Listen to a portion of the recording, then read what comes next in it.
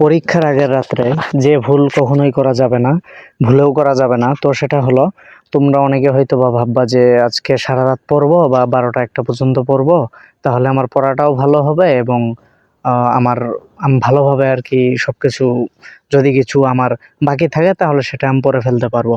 তো এই ভুলগুলো কিন্তু কখনোই করা যাবে না, কারণ যদি তুমি 12টা 1টা 2টা 3টা পর্যন্ত পড়ো তাহলে তুমি সকালে ঘুম থেকে উঠতে তোমার লেট হবে। সকালে ঘুম থেকে উঠতে তোমার কি হবে? লেট হবে। এবং তোমার পরীক্ষা কক্ষে গিয়ে সেইখানে গিয়ে তোমার মাথা ব্যথা করবে, মাথা ঘুরবে। এইটাই স্বাভাবিক। তো যার কারণেই আমরা বলবো যে তোমরা পরীক্ষার রাত্রে কখনোই বেশি একটা পড়বে না। দিনের বেলায় পড়ো, দিনের বেলা পড়ো এবং তোমরা ঘুমিয়ে যাও 9টা, সর্বোচ্চ 9টা।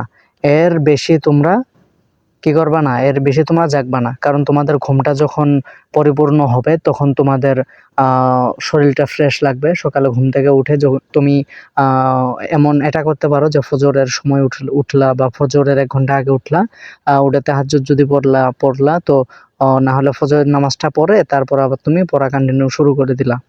তো এইভাবে যদি তোমরা পড়ো তাহলে কিন্তু তোমাদের ভালো হবে। তারপর 7টায় তোমাদের পড়া হচ্ছে, 7টায় অফ করে দেওয়া। 7টায় অফ করে দিলে তোমরা আধা ঘন্টা 1 ঘন্টা তোমরা ফ্রেশ হয়ে গোসল টোসল করে সবকিছু শেষ করে তোমরা 8টার আগেই কিন্তু বাড়ি থেকে বের হবা।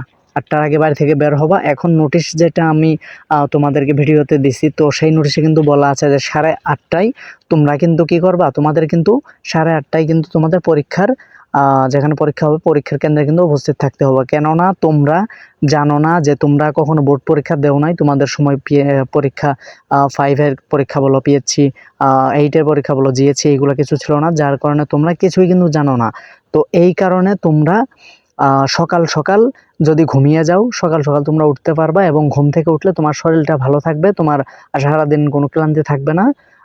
ফলে তুমি পরীক্ষাটা ভালোভাবে দিতে পারবা, তোমার কোনো সমস্যা হবে না এবং সকাল সকাল উঠে তুমি পড়তে পারবা। সকালে যেটা পড়বা রাত্রে যদি তুমি 2টা 3টা পর্যন্তও পরে কিন্তু তুমি সবকিছু ভুলে যাবা, ঘুমানোর সময় সবকিছু কিন্তু ভুলে যাবে। কিন্তু তুমি যদি সকালে উঠো, খুব সকালে উঠে যদি তুমি 1-2 ঘন্টার মতো পড়ো, রিভাইজ দাও, তাহলে কিন্তু তোমার কিন্তু সবকিছু মনে থাকবে, সবকিছু মনে থাকবে। এই জন্য বলতেছি যে পরীক্ষার আগের রাত্রে কখনোই ভুলেও কখনো তোমরা 11টা 12টা 2টা 3টা যেরকম হোক তোমার একটু পড়া বাকি আছে, তুমি সকালে সেটা কভার করে নিবা।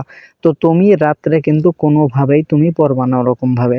কেননা তুমি যদি রাত্রে পড়তে যাও তখন কিন্তু তোমার ধরো 2টা 3টা পড়লা, তো পর্যন্ত পড়লা, তো পড়ার পর তোমার ঘুম হয়তো বা আসবে না, বা ঘুম আসলো, আসার পর তোমার কি হবে, 6টা 7টা ফজরের সময় উঠতে তোমার জন্য কষ্টকর হয়ে যাবে। এবং তুমি যদি তখন উঠতে সক্ষম হও তারপরও কিন্তু তোমার কি হবে, তোমার মাথাটা হালকা ব্যথা করতে পারে। তুমি পরীক্ষার কেন্দ্রে পরীক্ষার কক্ষে গিয়ে তুমি ভালোভাবে তোমার শরীরটা ভালো লাগছে না, এরকম হয়, অনেকের সাথে এরকম হয়। তো তাই বলবো যে তোমরা কোনোভাবেই ভুলেও তোমরা রাত করবা না। সর্বোচ্চ 10টা, এরপরে তোমরা আর জেগে থাকবা না। তোমাদের পড়ার দরকার নাই, এতদিন পড়ছো এইটাই অনেক। 2 বছর 9-10 যে পড়ছো না, এইগুলাই অনেক। এখন আর পড়ার দরকার নাই, পড়ার সময় নাই। যখন সময় ছিল তখন পড়ে নিছো। তো তাই বলবো যে পরীক্ষার আগের রাত্রে কখনোই তোমরা পড়বা না, বেশি পড়বা না। সর্বোচ্চ 10টা। আমি বলবো যে 9টায় তোমরা ঘুমিয়ে যাও, সকাল সকাল ঘুমিয়ে যাবা, সকাল সকাল উঠবা। তো এই কথা ছিল তোমাদেরকে বলার। তোমরা কথাটা একটু ভেবে দেখো, তোমাদের জন্য ভালো হোক, তোমাদের জন্য সকলের জন্য দোয়া থাকলো। আগামীকাল থেকে তোমাদের পরীক্ষা, জীবনের একটা অধ্যায় এইখানেই হয়তো বা অনেকেই হোঁচট খেয়ে পড়ে যায়, আবার অনেকেই এইখান থেকে এটা ডেঙিয়ে কলেজে পা রাখে। তো তাই বলবো তোমরা ভালোভাবে পরীক্ষা দাও, তোমাদের প্রত্যেকটা প্রশ্নগুলো কমন পড়ুক, তোমরা সবাই ভালো রেজাল্ট করো, তোমাদের পরীক্ষায় কমন পড়ুক সবকিছু। তো এই দোয়াটাই করি। তো তোমরা আমার জন্য দোয়া করো যেন তোমাদের জন্য ভালো ভালো আপডেট নিয়ে আসতে পারি। তোমাদের কোথায় কি হচ্ছে তোমাদের পরীক্ষা নিয়ে সকল আপডেট যেন আমরা দিতে পারি। তো সবাই ভালো থাকো, সুস্থ থাকো, বেশি কথা আর বাড়াবো না। পরবর্তী ভিডিও পর্যন্ত সবাই সুস্থ থাকো এই কামনা করি। আসসালামু আলাইকুম।